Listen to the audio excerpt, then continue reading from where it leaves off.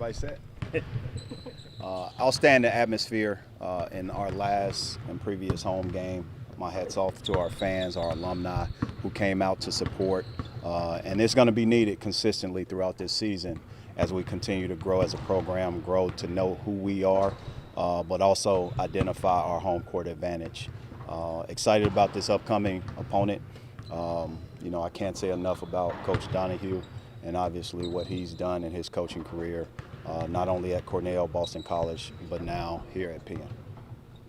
Dennis, just looking at Penn, what kind of challenges do they present?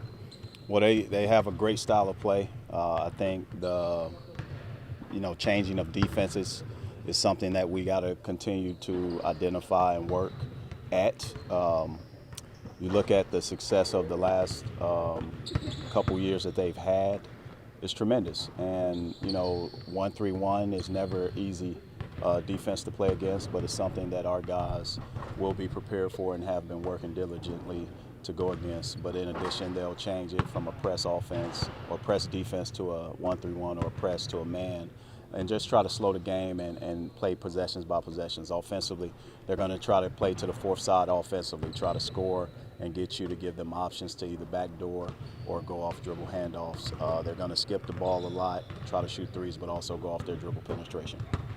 I'm sure there's multiple things, but if you could pick one thing that you hope your team could focus on, grow on in this game, what would it be after last game? It would be to continue to have a positive assist-to-turnover ratio. Whenever you have that, you have a multitude of shots being created by the unselfishness, the extra pass. You have great spacing.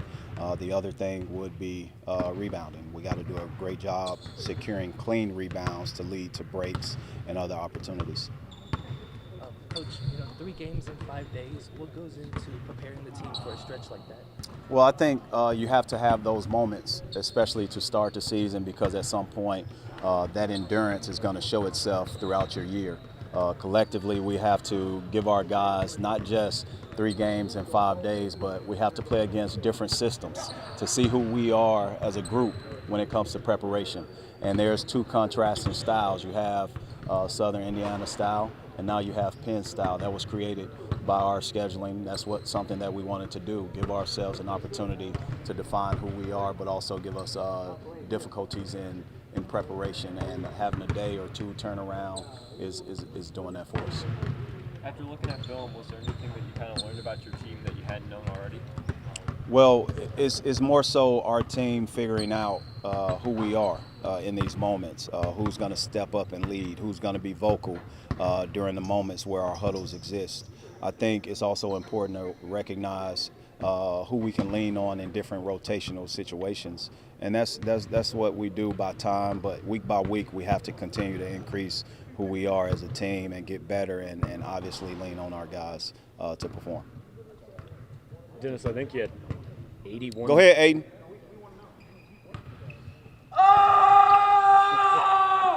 What's up? I think you had 81 possessions and maybe 12 turnovers. I think is that? Do you go into games with kind of a target number that pleases you, or a range? You want to keep a 2-to-1 turnover ratio, but we've recruited that. Sean East has had a 2-to-1 ratio his entire career.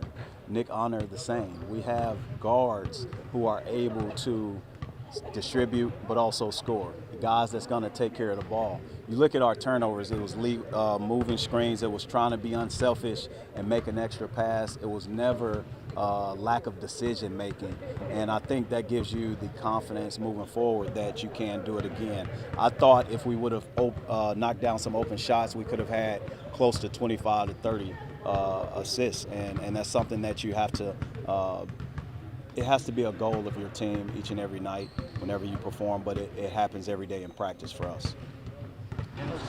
From your end, what's the difference in putting together a roster with just team chemistry, I guess, with a roster like this, with lots of guys who played a bunch of college basketball, versus if you were trying to put it together with more freshmen? That's a great question. In all recruiting, and happy National Letter of Intent Day, in all recruiting, you have to identify guys that can fit your way, your style, your environment, your culture. right? Your community. And in our community, we have 8 core values: friendship, love, accountability, trust, discipline, unselfishness, enthusiasm, and toughness. There has to be a predisposed alignment with who we recruit to what we want our community inside this gym to look like. And that's what we've done. No matter how long we've been together or how soon we have to galvanize it. We have to get on the same page, because the season is going to present different obstacles, different opportunities for us to grow. And as long as we are getting through the tough times accurately and connected, we'll be okay, because the season is meant for you to take a step forward, 2 steps back, and maybe several more steps forward. We're curious off who we are, and we're going to consistently find that. And Penn is a great opponent to allow us to get to know even more about ourselves. Dennis, you mentioned National Letter of Intent Day. I was wondering if you received any NLIs from the guys that you recruited, and just wondering if you were able to speak. If not, Jason, can I speak on recruits? You can speak on recruits. They're all in. Okay. If you want to. So we have protocol. It has to go through compliance to our SID to me. So I just wanted to at least check with Jason. But I'm excited. I talked to all our families. Aunt Robinson, I talked to him and his mom, dad on a group FaceTime. Trent Pierce, I talked to him, his mom, dad on FaceTime. And I talked to Jordan Butler, him, his mom, dad, they were in the car. All these kids we are excited about. We're excited about their growth. We're excited about what they bring to our team. But also, we thank them for believing in us, because this class is definitely a class that's going to go down as a class that sort of identifies our future success. But also, who else we'll bring in that class is going to be important. So when you sign a class, you also attract some new guys. And I'm excited about our current roster, but also the addition of these families into our Mizzou culture and Mizzou tradition. And we welcome them a part of this unbelievable place. Coach, you touched on this earlier, but after last game you said that despite Southern Indiana shooting as well as they did, you chose to not change anything up defensively because you wanted your guys to grow and you wanted them to learn through experience. Is that mentality going to continue throughout this non-conference slate? No, you have to pick and choose. You can't premeditate. You have to make those decisions in game. And in game, I chose not to make certain adjustments that I could have easily made. Now, no one predicts a team shooting that well, and my hat's off to Southern Indiana. They did a great job, and they played to the very, very end of that game. They've won games. They beat Auburn at Auburn before. They've won some high-level games throughout Coach G's tenure. So what we do as head coaches is try to see how we can benefit and get our team better without showing everything that we have in our playbook or defensive scheme. I just wanted our guys to navigate certain things and continue to get better, and I think we were able to show film post-game, but also today as we debrief on what else we need to learn, and our guys was able to learn something about situations as well. It's one thing to practice it in games, it's another thing to see it happen, as well in real life. When you look at those last 4 or 5 minutes of that game, what do you think about how your team handled how well Southern Indiana was shooting? No one pointed a finger at another. No one blamed one person. It's a team dynamic, and you want to see if that type of thing or culture exists. That type of behavior gives you the hope that, okay, this is a little adversity, who are we? It's one thing to set it up in practice, but in games when it happens organically, who are we in that moment? Do you have guys separating, or do you have guys getting closer together?